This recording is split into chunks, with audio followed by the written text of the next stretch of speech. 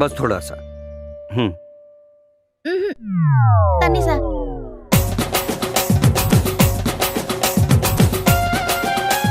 थोड़ा सा। भैया खाली आलू दिया, बस थोड़ा सा। सीधे बैठ जा। ना ना ना चल।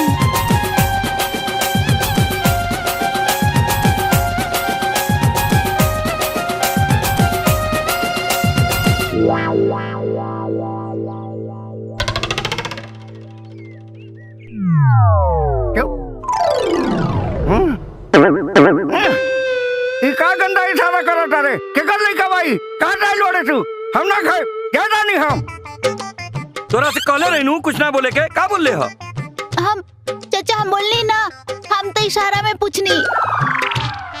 का पूछ ले हो हम तो ये पूछनी तू कौन पक्ष से बाड़ा, लड़का पक्ष से बाड़ा कि लड़की पक्ष से, तू दोनों में बोलस ना तो हम ये कहनी है कि मरवाए में आइल बड़ो।